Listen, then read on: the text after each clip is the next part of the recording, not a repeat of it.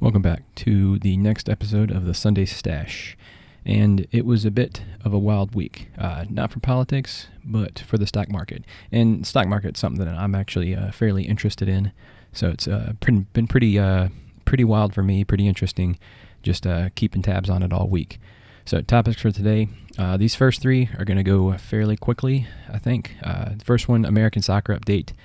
Joe Biden's minimum wage, the real Joe Biden definition of unity, and then I want to get back into and talk about the short squeeze of GameStop. So let's get into it. Like I said, these first three topics probably going to go pretty quick.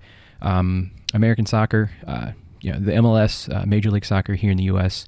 is starting up. I think it's going to be April 3rd, and that's after like a 6-week preseason that they're going to end up doing. And honestly, should be a pretty good season. We haven't really had a chance to watch much here in the U.S. Obviously, European soccer is usually much more competitive. The better players are over there and everything like that. But still nice to be able to see some stuff here in the United States. But aside from all of that, one of the things that is going to be kind of tough is the fact that no one's allowed to go to the stadiums. And I'm not really exactly sure what's going to end up happening with that. I know that they've one of the articles I read was they were excited about the fact that it was going to be, I guess, starting in April, so it allows the opportunity for more people to get vaccinated and hopefully allowing people to come to the stadiums, because one thing that's going to end up hurting these teams is the lack of stands, a lack of fans in the stands. So that's a huge revenue boost for them, and without fans, they really are having a hard time having money come in. I know for my team, Valencia, they ended up having to sell a couple of players to other teams in Spain, and that has really been pretty tough for the team and everything altogether. So next topic, Joe Biden's minimum wage. The idea going through the election was going to be that the Biden administration was going to raise the minimum wage from the current level of $7.25 an hour to $15 an hour. And I will say that $15 an hour is not the same everywhere. $15 an hour when you in New York or California is not going to get you the same amount that is going to get you in some rural areas of Texas or somewhere like North Dakota, right? It's just not. It's not equal. $15 an hour across the country is not equal, which is the reason why you see some places pay higher minimum wages and other places still stick with the normal federal minimum wage of $7.25. So the executive order that was signed only raised the minimum wage for federal workers and federal contractors. I think that's the verbiage and stuff that they had. So it's a big nothing burger for the vast majority of American people, because most of them aren't federal workers or federal contractors. So raising the minimum wage did absolutely nothing. Now, in addition to that, the Democrats did propose a bill that would raise the minimum wage to $15 an hour by 2025, and that was something that was funny that was trending this week, the by 2025. And realistically, it's kind of, in my opinion, it kind of feels like a slap in the face. It seems really disingenuous to set a plan that's years out for something that you essentially got people to vote for you specifically because you were going to do that. So I just think that that's a bit of a disingenuous bill. I know that that's the goal, raising minimum wage, and obviously inflation and all that kind of stuff has happened over the last 10 to 12 years since the last time the minimum wage was raised. But it's just a disingenuous thing to say, okay, we're going to start now, and then we're going to end up passing it years from now. We're going to end up giving you $15 an hour years from now. Obviously, raising the minimum wage from $7.25 to $15 I think it's going to do harm to the economy. I mean, at the end of the day, the business owner, those people are going to end up wanting to continue to make their profits. So, having to either pay people more is either going to reduce the number of people that they have, which ends up increasing the amount of work that each individual has, or they're going to end up increasing the price of things. It will affect things. I think that maybe $15, getting up to $15 over the next 5 years or 4 years is actually not a bad idea, but it is going to be tough. I think there's going to be some unseen effects of the economy. So then the third topic here is the real meaning of unity. So in one of the Joe Biden's addresses to the nation, and it was on Monday, he took a question from the press, and they asked something about unity and everything. And at one point he said, and I quoted this because I actually went back and looked at it, and said, if you pass a piece of legislation that breaks down on party lines, but it gets passed, that doesn't mean there wasn't unity. It means that it wasn't bipartisan. I would prefer these things to be bipartisan because I'm trying to generate some consensus and take some of the vitriol out of all of this, end quote. Now, I guess that's what he means by unity, right? Unity within the party, not unity with the other party. And I think that speaks volumes to everything that is going on, right? It's not unity with the Republican Party or with people that think differently than you. It's unity amongst yourselves, right? And that's essentially what he said. If you pass a piece of legislation that breaks down on party lines, but it gets passed, that doesn't mean there wasn't unity. And the way I take that is he's saying, as long as we have 51% of the vote and we're all unified, then we have unity. I could be wrong, but that's what it sounds to me as what's happening. And, in addition to that, unity as Americans was never the real solution to the problem, right? And that kind of puts me into this other idea that, unity will not ever happen as long as Joe Biden continues to basically rule by executive order.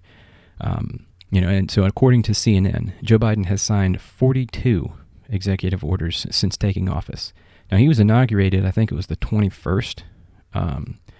So it wasn't all that long ago, or the 20th.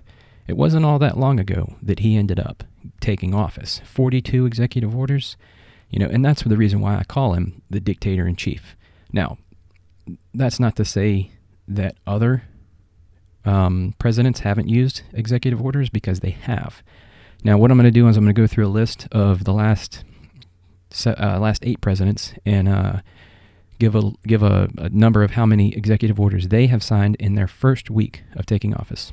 This is the first week. So Joe Biden did 22, Trump did 4, Obama did 5, Bush did 0, Clinton did 2, Bush the father did 1, Reagan did 0, and Carter did 1. Now, and I think that kind of tells you everything you need to know. Right? Joe Biden is ruling based on executive order. 22 in the first week. So, now that doesn't necessarily compare to the overall of the presidency, right? So we'll start from the bottom there. Carter, overall, he served 4 years and he did 320. Reagan, he did 308. Bush, he did 166 in 4 years. Clinton did 364. Bush, the son, he did 291. Obama did 276. That was in 8 years. Trump did 220. And at this pace, Biden's going to be set to do an absolute shit ton of them. So, 22 in a week. It's a lot.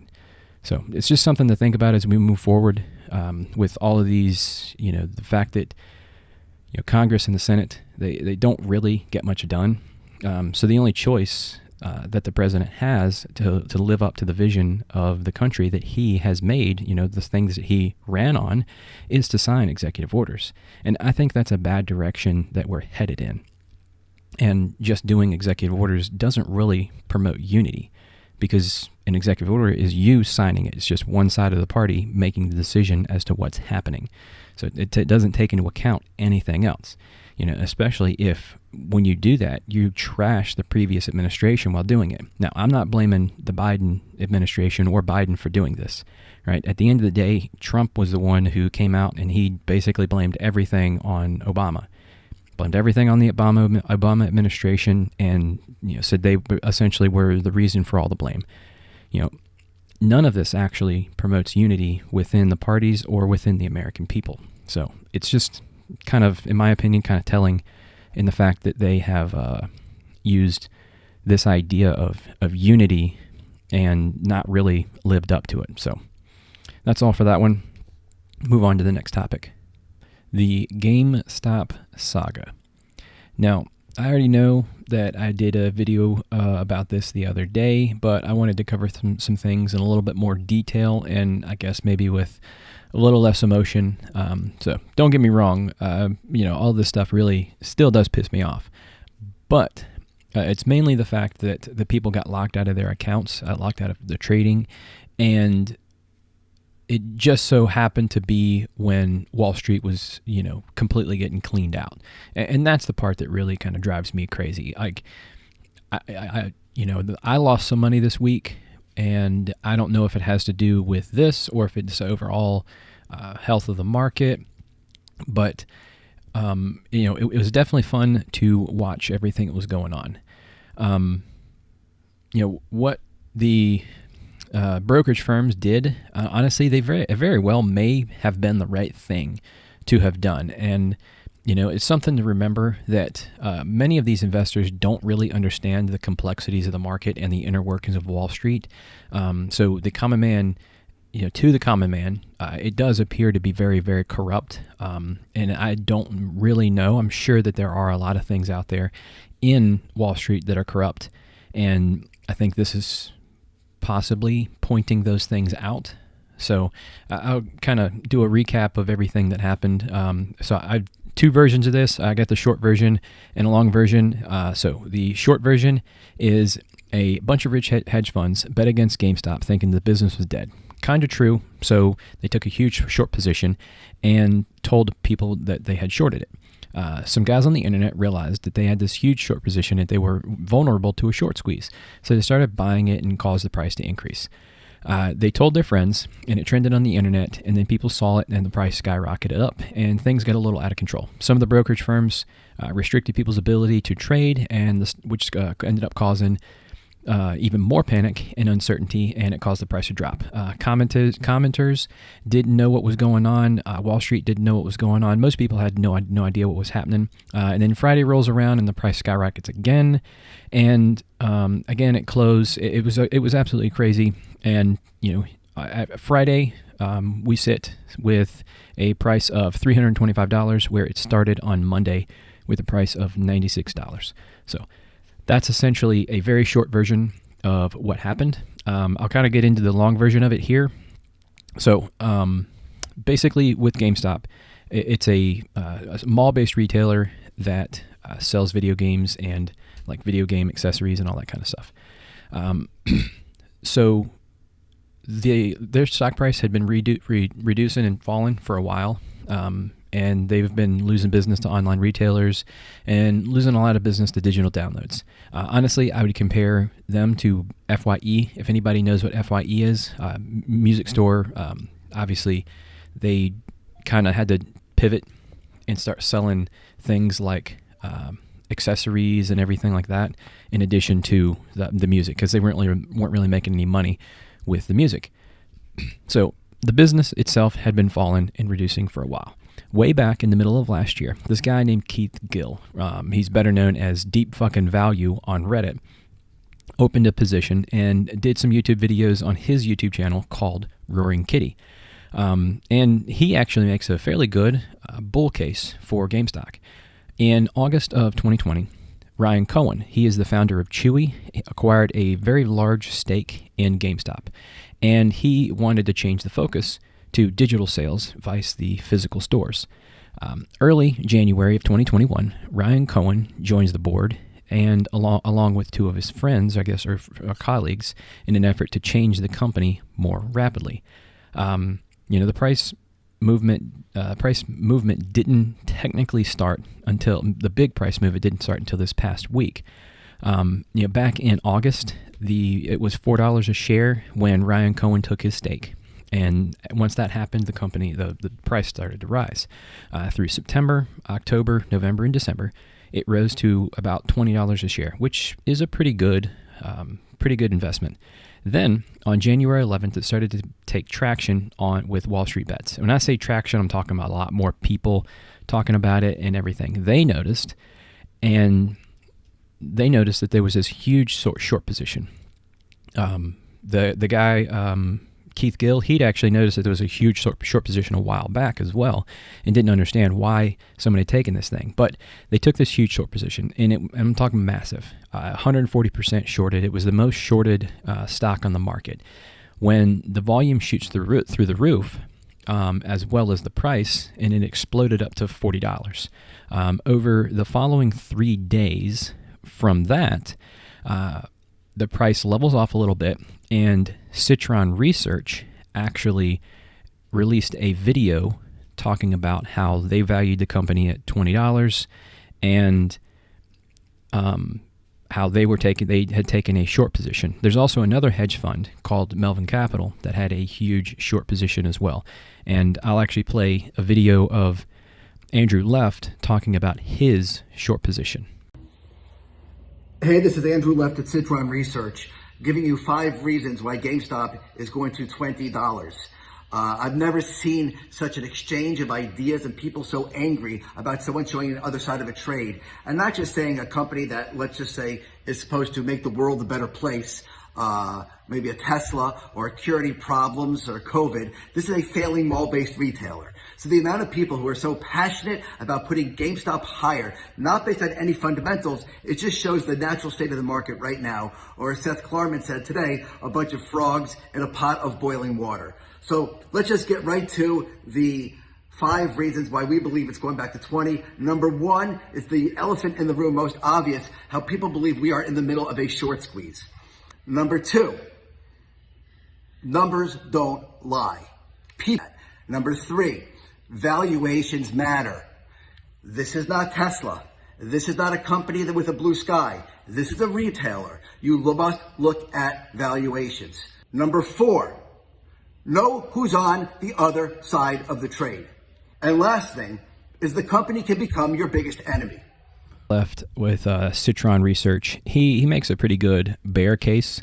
Honestly, I also believe him. I think that the company is probably worth roughly what it's worth, roughly $20, somewhere in that range.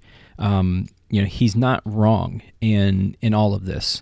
But what he doesn't understand is at this point, I don't think it's necessarily about fundamentals anymore, and most of the people that are buying aren't buying because of fundamentals. So he gave his 5 reasons. I clipped a whole bunch of the extra explanation out of there. If you want to go see that, I think he has it on his Twitter account, or honestly, if you just search YouTube and find the full explanation of why he has explained every single thing there.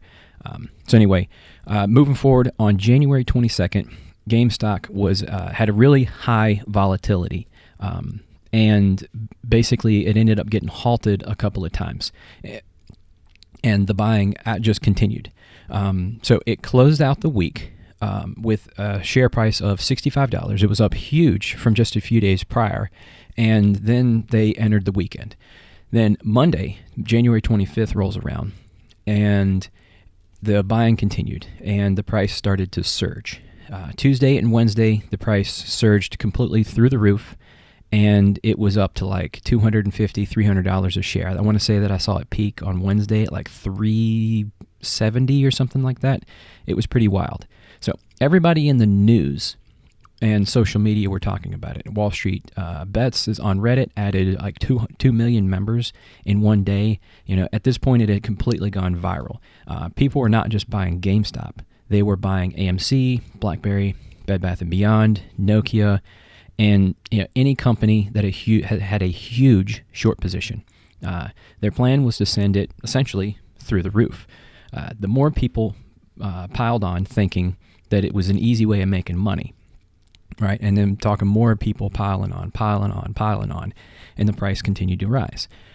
Come Thursday morning, multiple brokerage firms restricted the ability of people to buy the stock, and they only limited certain companies. So got a list of 13 of them here. So American Airlines, obviously they're an airliner, AMC Movies, BlackBerry. BlackBerry, from what I understand, does not make phones anymore. They're getting into cybersecurity now. Bed Bath & Beyond, obviously that's another retailer. Castor Marine, which from what I could find, that's a cargo company. Express, that is a clothing company. GameStop, obviously That's another one that got restricted. Costs, they make headphones. Naked, which is a clothing company. Nokia, that's the old phone producer that used to make phones that basically you couldn't break.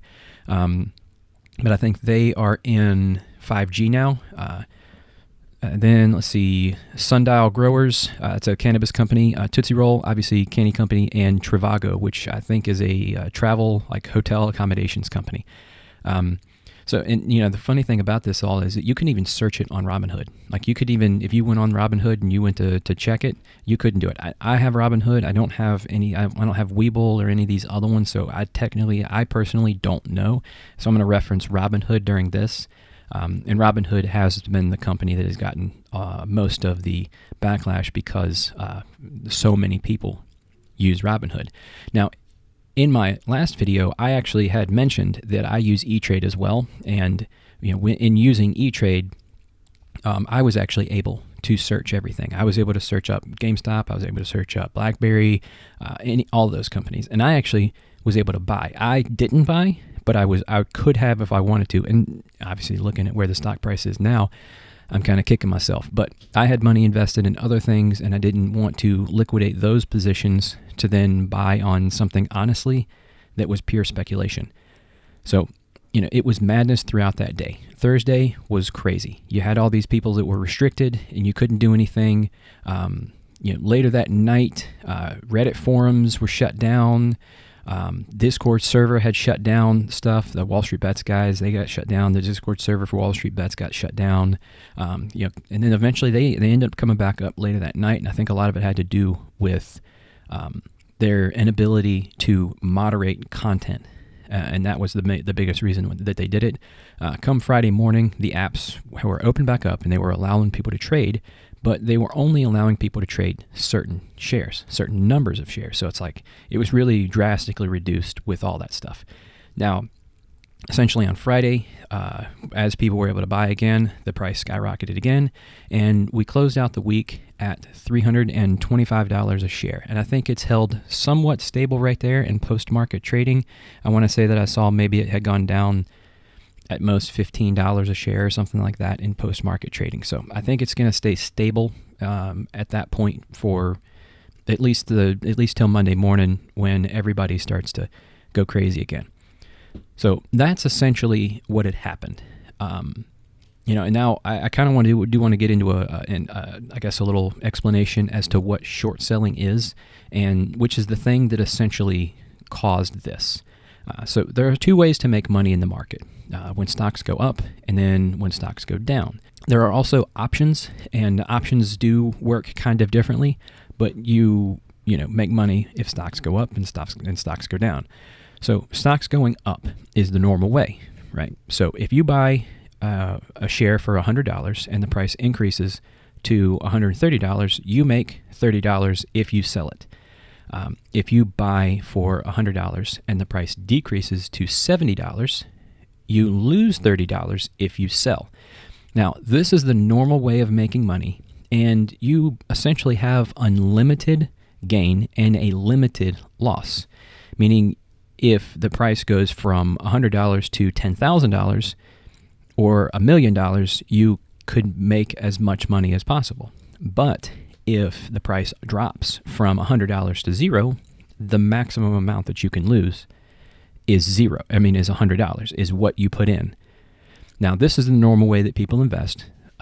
Over time, prices grow, and that's essentially how this stuff goes. It's pretty simple. It's cut and dry. It makes pretty much makes sense to everybody. Now, the opposite of that is shorting a stock. Now, this is betting that the stock will fall. To make money, you borrow a share from your broker and you sell that on the market for $100. So now you're sitting here with $100 in your hand. A few weeks go by and the price has dropped. You are correct. And now you want to close your position. So now what you have to do is you have to buy that share back. But now, because it's $70, you take that $100, you take $70 out of that, you give it to the other person, and you get your share, you get that share back, and you keep the difference of $30. So you have a $30 profit. The other side of this is you borrow that share from the broker and you sell that on the market for $100, as it was done in the other example. But in this case, you are wrong, and the price went to $130. Now, you have to close that position, and now that it's gone up to $130, you have to buy that share for $130. So you take the $100 that you got before for selling it, and then you have to add an extra $30 of your own money to then buy it back, meaning that you take a $30 loss on the deal. Now, the huge downside to this method is your gain is not unlimited as it is in the normal way of buying and selling stock. It's limited in this amount, in the amount that you have shorted, right? So here, if it went to zero, you can only make $100. But if it shoots to the moon, you can have hundreds and thousands and millions and billions of losses. You know, people typically, they don't just short one share. So when you look at these numbers, those numbers can, be multiplied in the millions. So you basically can lose an unlimited amount of money, essentially until bankruptcy, if you do it wrong. So I hope that makes sense. And if you are looking for any kind of further clarification on short selling or anything like that, there's definitely some videos out there on YouTube that explain it and do a really good job of actually explaining the, using graphics and everything like that actually make it make a lot more sense. And realistically, there's going to be a lot of people that have videos up this week explaining short selling because there are so many people that are jumping into the market. Now, so that's short selling. Fast forward to this situation, and you have all these hedge funds that have shorted GameStop, but not this small position. It was an absolute massive position, right? And like I said, it was something like 140% of the shares were shorted. And Wall Street Bets, realistically, they noticed that, and they made them pay. Remember that example from earlier where you lost $30 because the price went up to $130? Well, imagine that instead of going to $130, it went to $330, and then multiply that by like 90 or 100 million. I think that's roughly about 140% of the stock, and those turn out to be like $20 billion in losses. I think 20 billion is roughly what I had heard.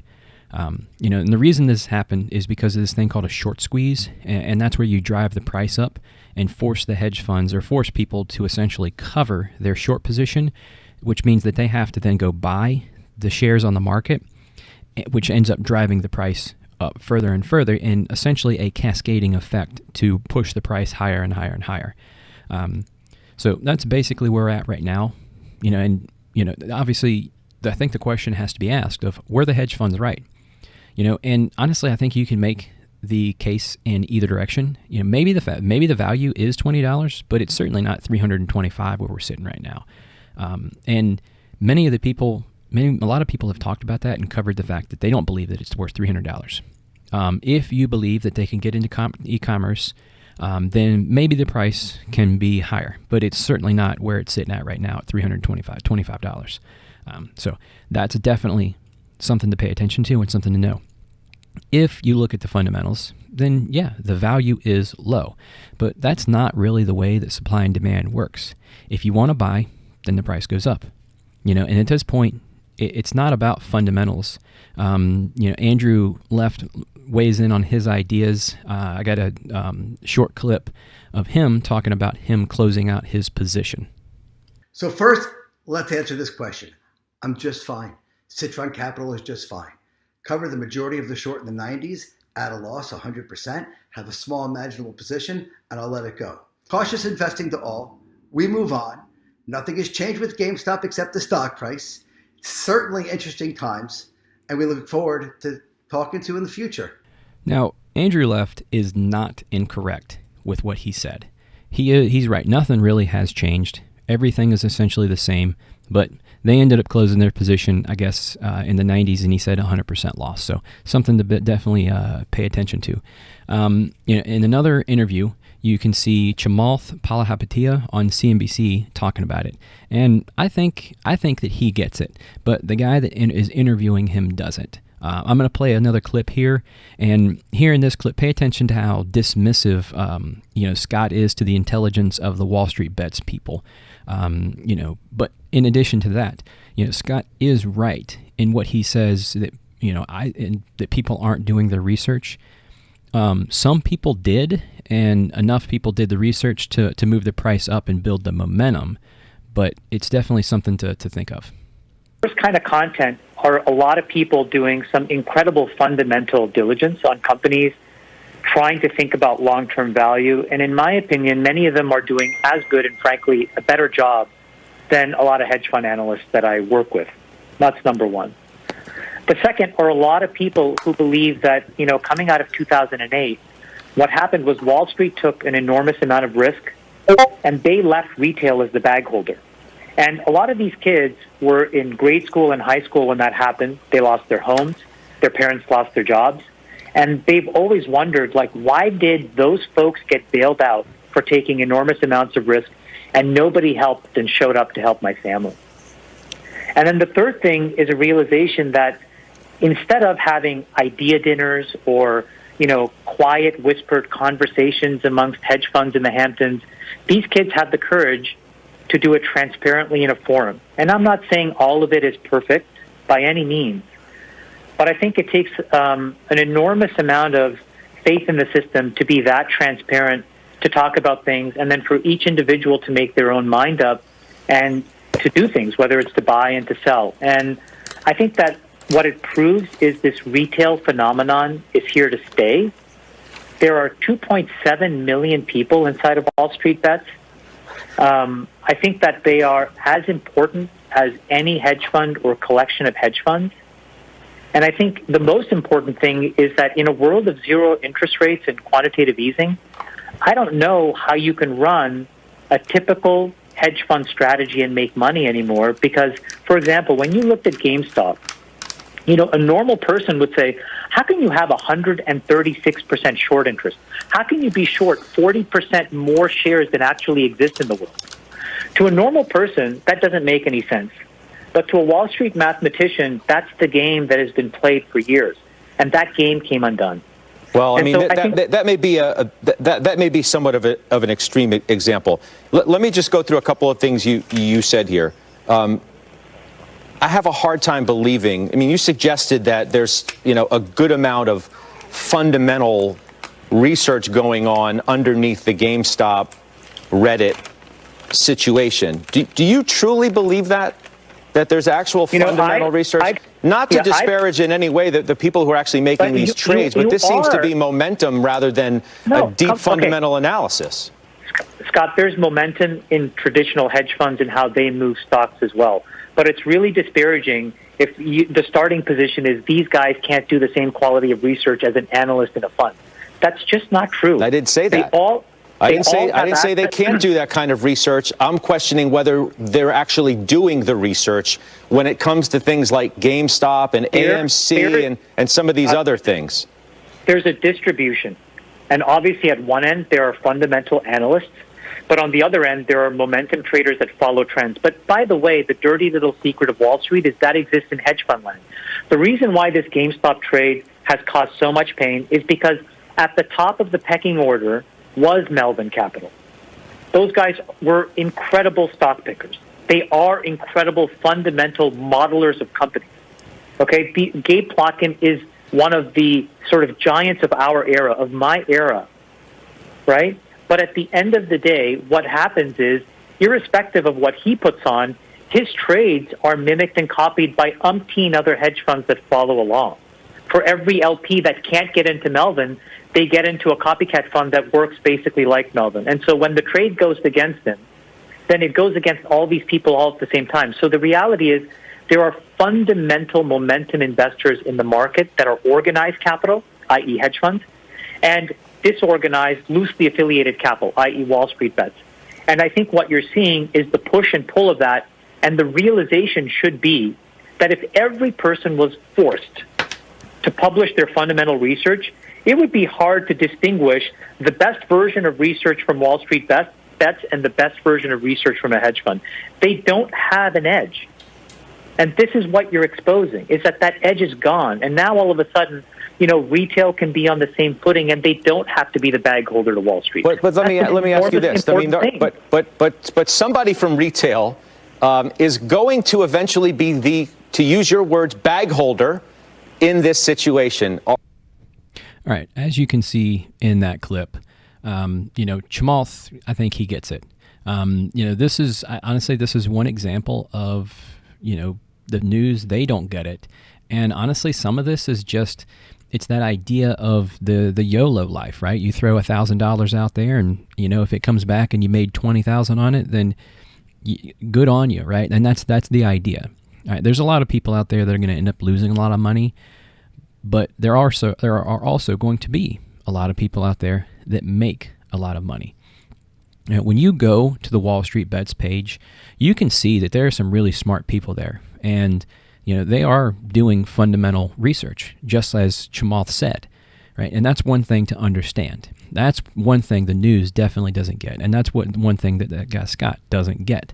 They call all of these retail investors unsophisticated a while back. A while ago, that's what they were doing. And yeah, some of them are. And Chamath said it. There are momentum traders. And honestly, that's it. They see the price moving. They jump in. They ride the train on the way up. And then they get out. And yeah, what's going to end up happening is the bag holder at the end of all this is going to end up being the retail investors. So that's one thing to remember and to pay attention to.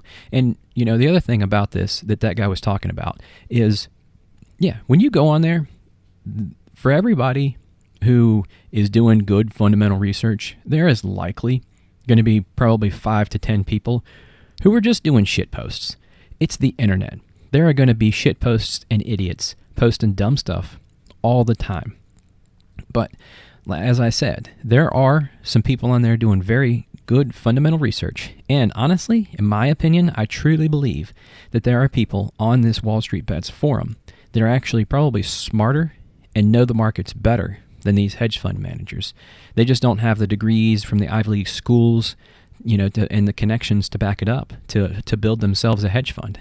I truly believe that there are some people in these forums that are smarter and know the markets better than hedge fund managers and people that work in Wall Street.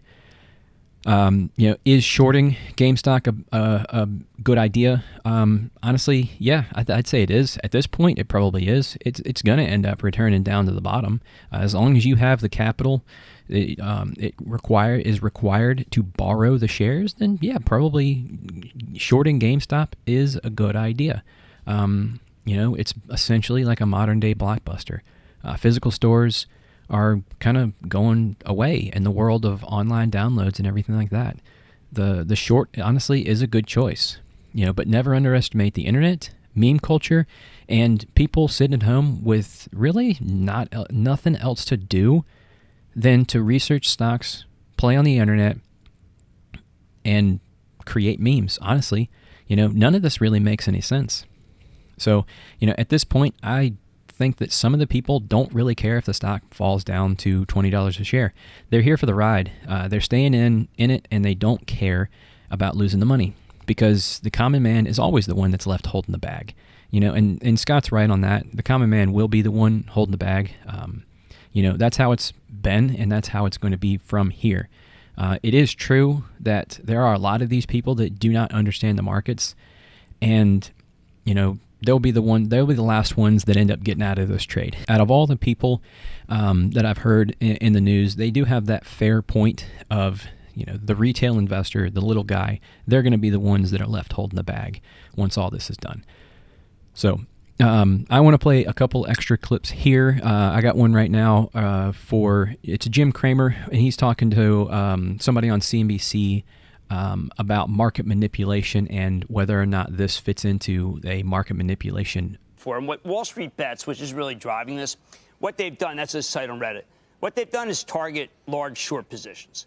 Now, they have not targeted small short positions. GameStop was 148% short. They went after Best Buy this morning because that's 67% short. They're obviously, by the way, BlackBerry's not. They just happen to be a big favorite. Palantir, we don't know where they're doing. But I actually think, Herb, that they're smarter than we think. They're after the ones that are too shorted. No, short selling is not dead, but they're very smart about what to target. Wait a minute. What you just said, target. So here's my question. How is it that they can target, and that's legal, and if there was, in the old days, a bear raid, that was illegal? When does this become manipulation, Jim? It's such a tough question because, remember, what's manipulation? How about if an analyst came out right now and said, I think GameStop is going to 250? Would we give that person a pass? Yes, because of the First Amendment. No, listen to me. It's First Amendment protection versus the idea of a group getting together to bust the shorts. But if the group is not a real group, it's just a lot of people who love it, it's going to be very hard for the U.S. Attorney to do anything, Herb. What is it? The SEC. They're not. What kind of case do they have? We like the stock. We like the stock. I mean, that's the kid where Ryan Cohen got in. He bought 15% at $8. He's on the board. We like the stock. How is that bad? Or do you think that they're concentrated and doing some sort of manipulation if they say they like the stock? Well, I don't know if they're concentrated because I don't have subpoena power and I can't really go out that's and look always at been it. your problem. I could argue I don't even know if there are foreign powers at work here behind the scenes trying to make chaos of our markets. Let me ask you this, Jim, because I think Mike Santoli. That's absolutely ridiculous. I don't even know if there's foreign powers at risk at work here. What do you? Anytime something happens that you don't like, what is it? The Russians did it? Did you just bring the Russians in? Just get out of here with this guy. This guy's an idiot. He's just talking to stupid. Anyway, Jim Cramer. So anyway, Jim Cramer on there, he's talking about this. Right? Is it market manipulation? Right? Are they targeting everything? Right? And honestly, I agree with him. It is, I would say that it's protected by the First Amendment. What kind of case would you be able to say, right? I mean, if you bought into something because the stock was moving up, I mean, that happens, right? If an analyst comes out and says, hey, I give a new price target to Tesla, right, and then people pour in, is that market manipulation or not, right? Are we doing any research into seeing anything like that? What about Congress? Is Congress, are we going to do anything to those three senators or whoever the hell it was that was what appeared to be, insider trading, right? I mean, is any of that manipulation? Honestly, I don't agree with that. Short sellers, right? I showed a clip earlier from Andrew Left talking about his position, why he believes that GameStop is not worth $325 a share. Right? Is that market manipulation? Is it, none of this stuff. Is anybody talking about it? Manipulation? So I don't think you can. I don't think you can make the case that, for an analyst standpoint, that they manipulate the market. I don't think you can make the case of a short seller manipulating the market. I don't necessarily like these people when they come out and they say this kind of stuff because it does. It moves the market. And it causes issues. Now, when I've invested in Tesla and then people come out and they raise the price target for Tesla, I think it's awesome. But then when Jim Chanos comes out and he says, hey, I think that Tesla is a $2 a share stock. I mean, what does that do? Well, all he's trying to do is push the stock price down. And then what ends up happening is that the stock price goes higher. What if a short seller comes out and releases a short, their idea that the position is short so that they can push the stock price lower to then buy in, right? Is that manipulation? Honestly, these are questions that need to be asked, I guess, but it is. I think it's protected by the First Amendment. And then obviously, like I said before, you get this guy talking about foreign powers and everything. It's absolutely ridiculous to bring up something like that, which is the reason why Jim Cramer waved his hand at him. Is like, get the hell out of here. I don't even know why you would bring up something like that. That's stupid. So anyway, I got another clip here. This is the CEO of the NASDAQ giving her 2 cents on, I guess it would be regulation and what's going on. You are benefiting from the interest, the retail interest in investing. And where I'm going with this is is GameStop, some of the other things that we're seeing in different areas of the market, whether it's IPO speculation as well, some of these new issues that have doubled or tripled right after coming public.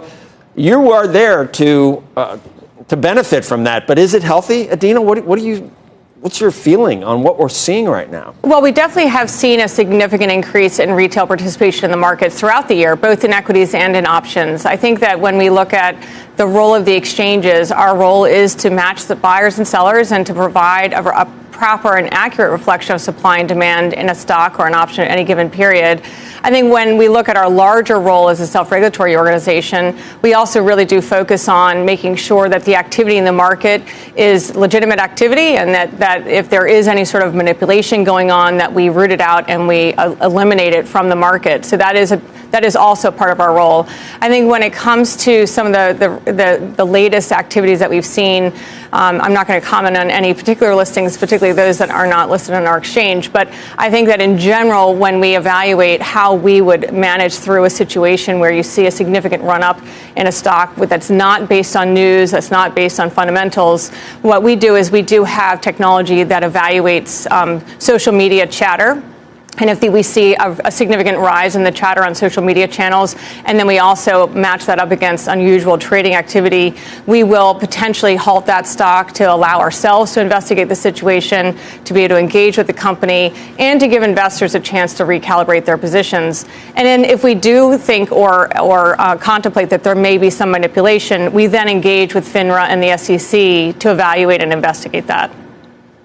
I'm just wondering what you would propose if you were a regulator at this point. And you mentioned social media and the way some of these things get started. So you've got and once again, GameStop, GME, it may not be listed with you, but you have someone on Reddit on this popular site saying, I'm not selling until it gets to at least 1,000 plus. So we know what the underlying business of GameStop is. So how would you describe that? What would you suggest would be a action that someone a regulator that might think that this has gotten out of hand? What would you do? What would you suggest happens here? Well, I think first I would give some advice to investors that if you think it's too good to be true, it likely is. So I think that also focusing on fundamentals and at least understanding the underpinnings of a company's performance as you're making an investment decision, I think is also an important element of what an investor should be considering as they're making their decisions in the markets. But then at the same time, you are correct that regulators also have to consider the latest technology that's being used to spread information about companies. And there is something called a pump and dump scheme that has been a type of manipulation that's occurred in the markets for a long time. But the fact is that's a key element of manipulation that we try to root out, and then we do collaborate with FINRA and the SEC to identify, evaluate, and investigate pump and dump schemes. The question is whether or not this social media activity qualifies in that regard, or whether the regulators kind of have to catch up with the technology that's now available. So those are the types of things that I think that we'll all be evaluating as we go forward, but recognizing also that it is important for investors to educate themselves to make sure that they understand the nature of the markets and to focus in on the fundamentals of the stocks that they're choosing to invest in. In my opinion, that's disgusting. Right? I don't know if you noticed and paid attention to the fact that guy seemed to be fidgeting around in his chair the whole time. He's having a hard time getting his word out, and he seems like he's a bit nervous and worried. So maybe, I don't know, maybe he's short GameStop. I don't know. But anyway, I think it's ridiculous that they're talking about adding extra regulation. Now that new technology is available and everything, and we're getting fucking smoked in the market. I guess we're gonna have to regulate and see what happens. See how we can keep these degenerates down where they belong and not taking advantage of us. I think that's absolutely disgusting. I got another clip here. This is the Massachusetts State Secretary of the Commonwealth or something like that, and he's talking about more regulation as well. Bring in William Galvin. He is Secretary of the Commonwealth of Massachusetts, calling for a 30-day cooling off period for some of these names. Secretary Galvin, so go into why you believe that we need to maybe just put a hold on GameStop and some others. Well, first of all, it's a great risk to many of the unsophisticated investors who are investing in it, whatever their basis is. I've talked to some of these people. I think we've all recognized that the current pandemic has created a unique situation where many people have gotten into day trading who really have no idea exactly what they're doing. It's something that they're trying to figure their way as they go. These types of entities, such as GameStop, have created a really difficult situation for these people. They think they're missing out if they don't make a bet on them. They don't really understand what they're doing. I think small-time investors like that, unsophisticated investors, are going to be hurt by this. Moreover, I think it really is a risk to the broader market. The point that was just made about the structural issue, the systemic issue of the shorting that's going on when you have this excess interest in a stock beyond what the issue is, that has to be addressed. It has to be addressed immediately because that represents a risk to the overall market. Well, because it creates uncertainty in the marketplace. You know, the dot-com bubble of 1999, I was a regulator then also, came about because of a lot of uncertainty in the market. And I interviewed you, Mr. Secretary, well, that says a lot about both of us, I guess. But my point is, I don't know if it's good or not, but the point, go ahead.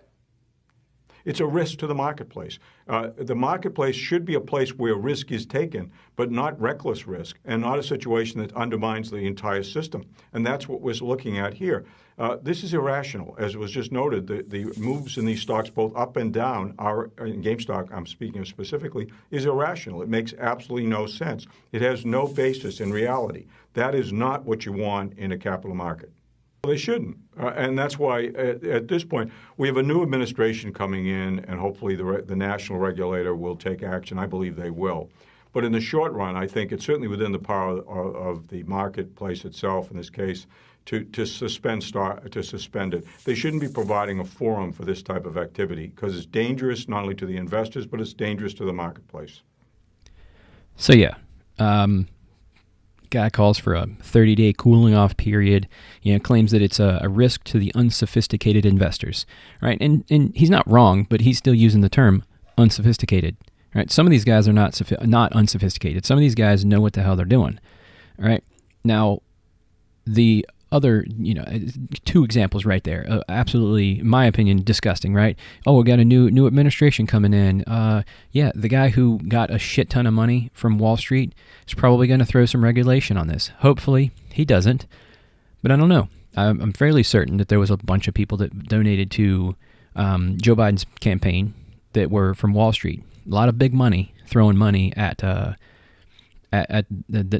Democratic president. So, here's the deal. Many of these people shouldn't be in these stocks. This guy's not wrong. Most of these people aren't wrong. None of this makes any sense, right? And they say it. None of this makes any sense. But at the end of the day, that's the reason why it doesn't make any sense. It's running up because people are trying to get in. And if they lose all their money, it's going to hurt. But here in a pandemic with the government shutting down their jobs and not allowing people to get back to work, honestly, how much worse can it get for a lot of these people? They're trying to make a little bit of cash on the side. They're trying to do something. They're going to risk the money, the little money that they do have. And what's going to happen? What are they? They're going to go back to having no money? Okay, we started there, right? Everybody started there.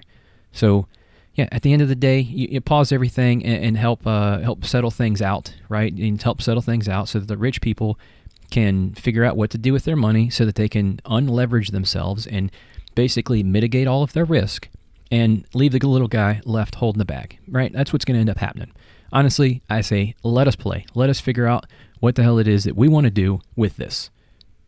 Trying to fix the health of the market, although you've been taking advantage of it for years now, right? They shouldn't be doing that. This is disgusting, and to be pushing for extra regulation now that you're getting fucking smoked in the market is disgusting to me. And now here I got one more clip of Andrew Left talking about his way forward with Citron Research. Now, after 20 years, we noticed something. Where we started Citron was to be against the establishment. We've actually become the establishment. And we've done this whole thing without ever hiding from lawsuits, without ever hiding behind a pseudonym. But it's completely now lost its focus. So as of today, Citron Research will no longer be publishing what can be considered as short-selling reports. Now, I personally I got nothing against Andrew Left. I actually commend him for doing what he does, right? He comes out and he talks about stuff. I've played 3 clips of him talking about things, right? He comes out and he says, this is the reason why I'm short this. And then he comes out and he says, hey, I got screwed. I was the wrong end of this trade. Sucks to be me. I closed my position out, lost 100%. And now he comes out and he says, all right, well, this is the way forward.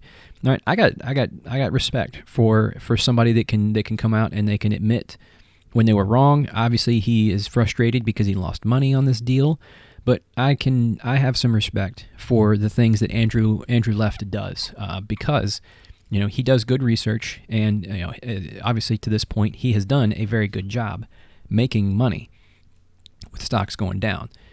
Now, with all that being said, honestly, I don't know if this is if moving forward from here, if this is something that's going to happen with a lot of different things.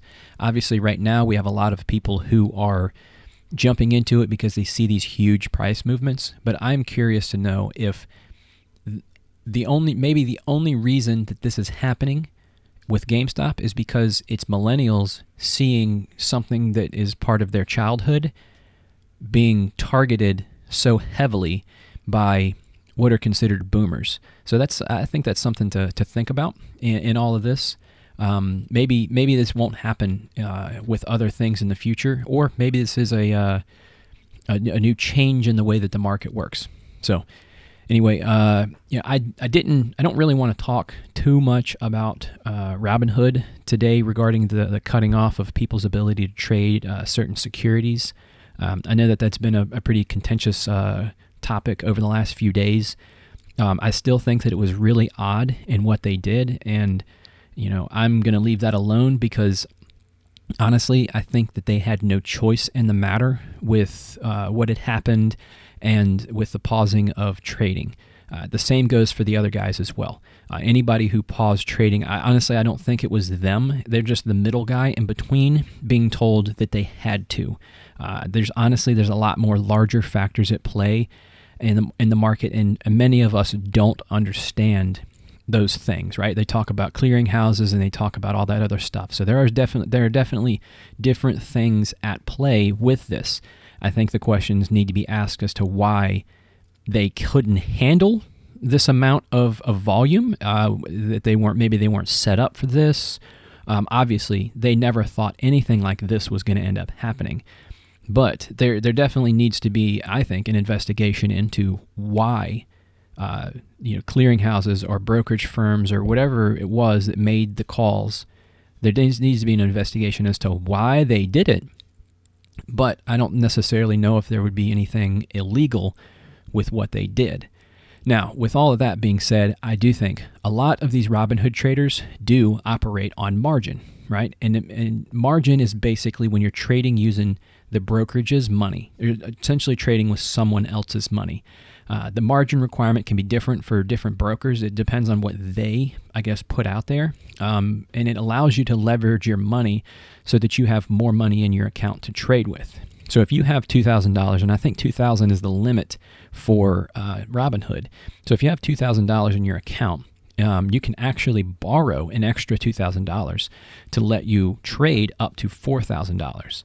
So what I think happened with Robinhood is, why they didn't have much of a choice with what they did is, since stocks only go up and you can borrow money because you're going to make money, right?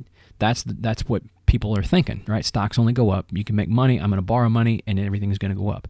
But stocks don't only go up, right? When they fall, there's this thing called, and especially if you're buying on margin, there's a thing called a margin call or a cash call or something like that, in which the broker tells you that you need to either add money to your account or they will force sell your position to protect themselves, right? Because if you take a position of $4,000, right, you have $2,000, you borrow $2,000, you take a position, and all of a sudden in 3 days it goes to zero, or 2 days it goes to zero, right? Then you can't sell that for anything. Then you end up having to come up with the money to pay the brokerage back. So what they do is they do this cash call or the margin call, where they force you essentially to either add cash to your account or they sell your position to protect themselves. So I think that's probably what ended up happening here. And one of the things to keep in mind is since a lot of people are operating and opening these Robinhood accounts and adding money to their account in the same day, especially with all this FOMO that was happening, I think that they were technically using Robinhood's money when they were doing this. And, it takes time for all that stuff to clear. And since people had purchased stuff like GME and AMC with Robinhood's money and the stocks were falling, they got these margin calls, these cash calls, and because people couldn't add money to their account or anything like that, Robinhood was forced to sell those positions. So I don't know. I could be wrong. I think that's probably what ended up happening. But I think that they could have done a much better job at explaining that. Right. The worst thing about all this is that most of the people that were out there on social media were not thinking about any of this stuff. And honestly, I think that made it worse. Lack of knowledge can really, really hurt you in the finance game. I'm not saying that I'm on the side of the brokerage firms pausing trading and force selling people's positions because, I'm not. But I am saying that if that's the reason why, I can definitely understand why they ended up doing it. If they had come out and explained everything like this to all this stuff to people, explained exactly and kind of broken it down, I think it probably would have made things a lot better, right? So remember, these commission-free trading apps have added millions of users in the past year. I think Robinhood added like 3 million or something like that last year in 2020, and many of those users haven't had the time or honestly probably the know-how to even make sense of everything that's going on. Now, personally, I ended up having not an issue, but a couple of years ago, I got into this idea that I was going to do some day trading, and I didn't realize the way things worked. So I think I had about $30,000 in my account at the time, and pretty much I'd say 25,000 of it was taken up by positions that I'd been just holding for years and years and years. So what I did was I was like, I want to do some day trading. So what I ended up, I started to buy and sell, and then I was like, I was trying to figure out why I couldn't buy anything. So I ended up having to call E-Trade, and they explained it to me that I had to wait a couple of days for certain trades to clear, and I felt like an idiot. So then I did some research, and I was like, I can do this margin account, and margin allows me to just continuously buy and sell and buy and sell and buy and sell daily, right, without having to wait for anything to clear. And I did that. I applied, had my account swapped over to a margin account, and then all of a sudden, a whole bunch of stuff swapped up, right? I had about 30,000, so I want to say that they allowed me to use $60,000 worth of leverage to buy things, and I started to get worried because I started to see a lot of negatives in my account, and I did get a message that said, "Hey, you have a margin call." I think it was a cash call. So I ended up calling E-Trade, and I was like, "What the hell is this?" And they were like, "Oh yeah, this is this and this is this." So I looked it up online. My stupidity, I bought into a marijuana company, and I was an idiot. I didn't know what the hell I was doing, and I bought this marijuana company, and the stock went down, and I felt really stupid with it. But I got this cash call, and I called him. I was like, "What the hell's going on?" Because I didn't buy or sell anything once I got the margin thing.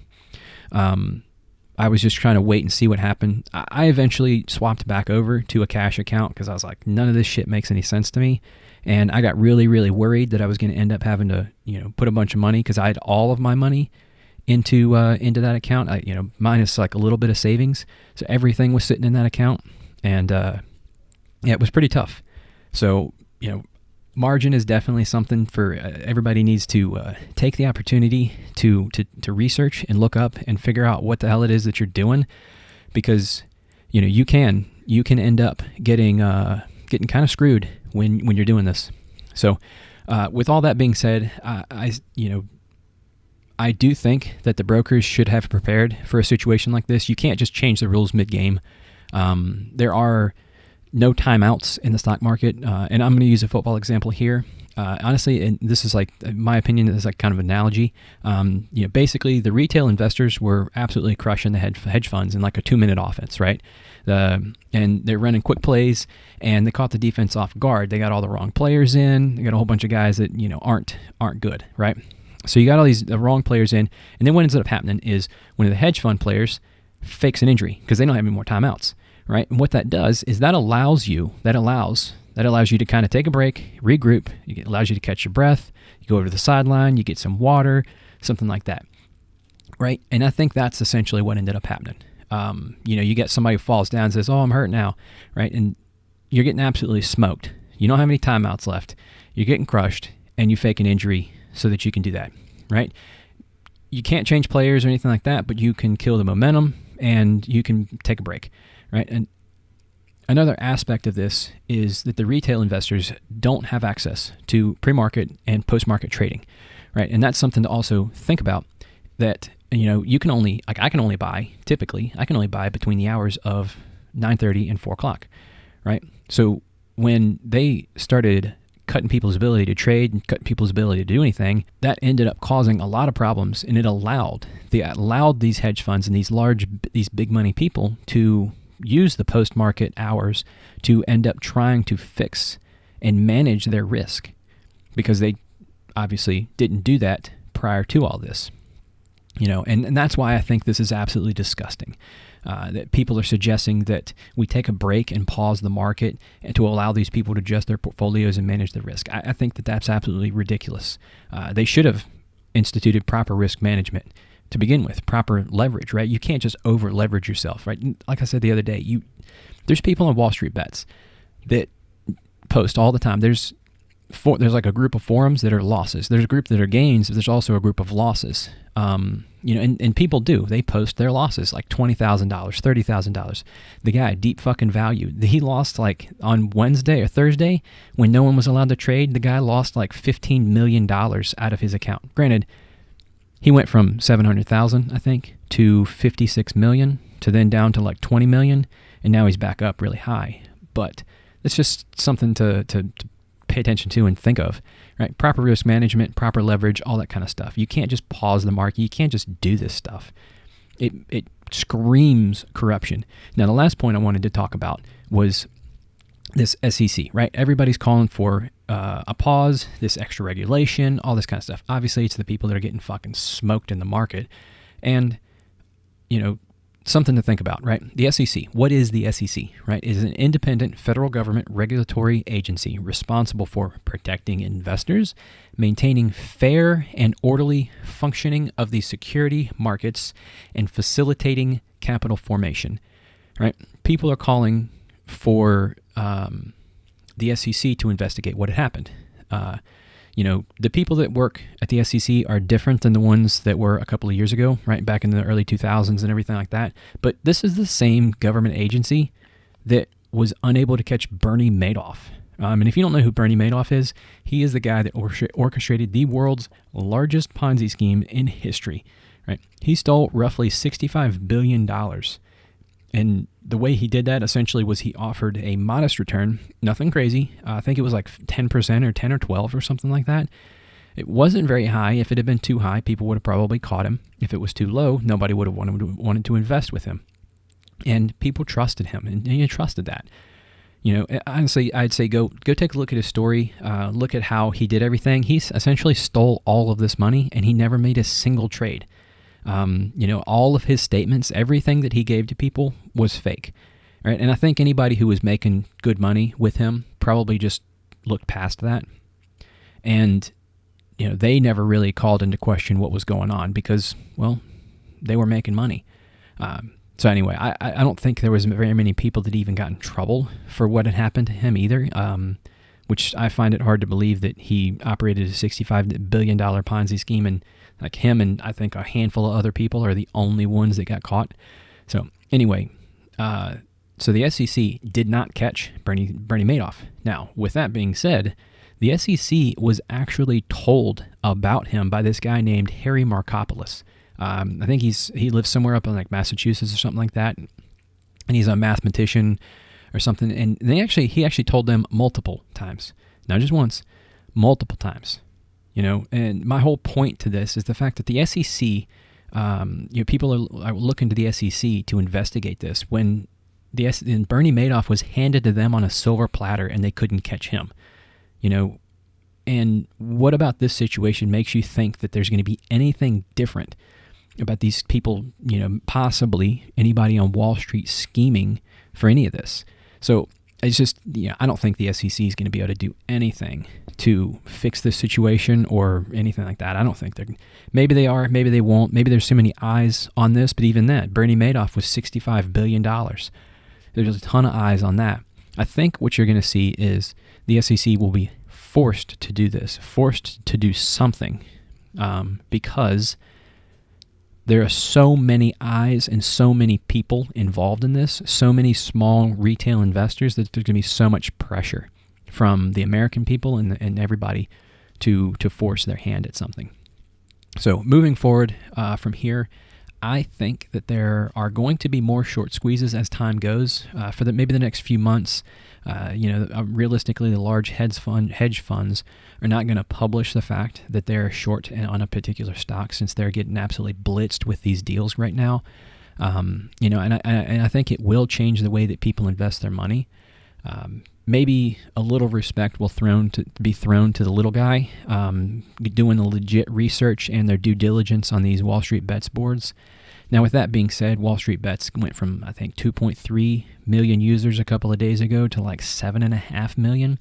So Wall Street Bets is going to be an absolute shit show over the next couple of weeks and probably months, and most likely they're going to end up having to find a new place to be a collective and actually talk about legitimate investment opportunities.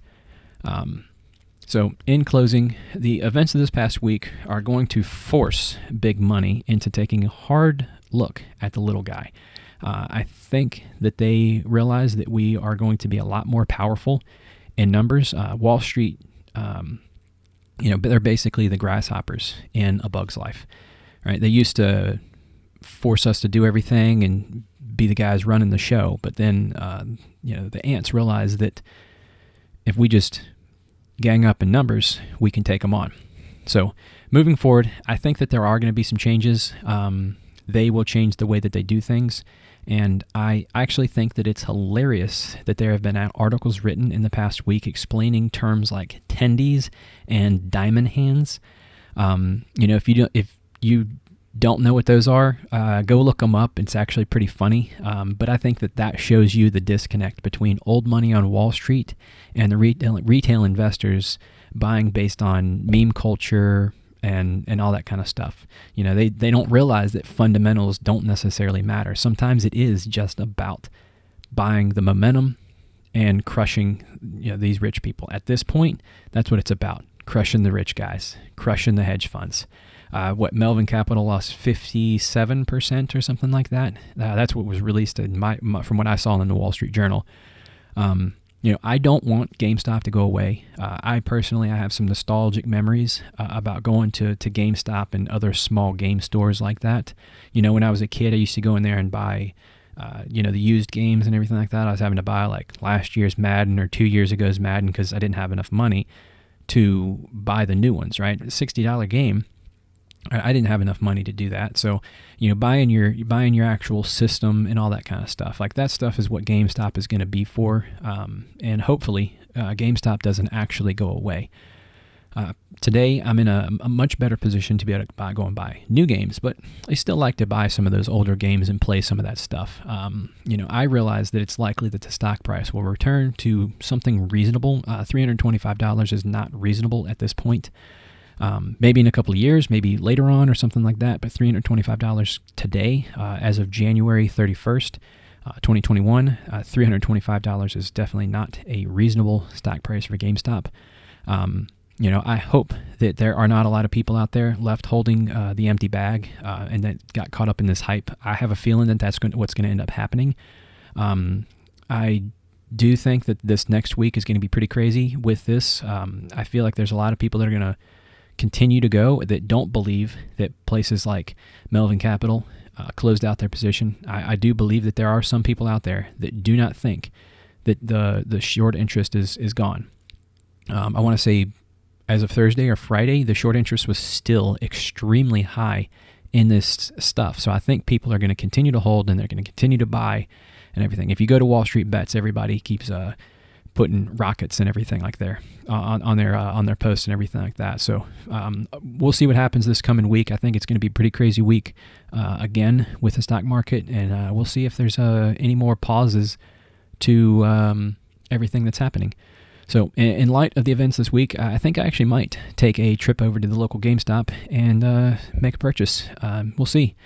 So it's snowing here where I'm at, so I don't know if that's going to happen, but I might take the risk and get in my car, maybe help GameStop stay around for a little bit longer. So that's all I have for today, and be sure to like, share, comment, and subscribe.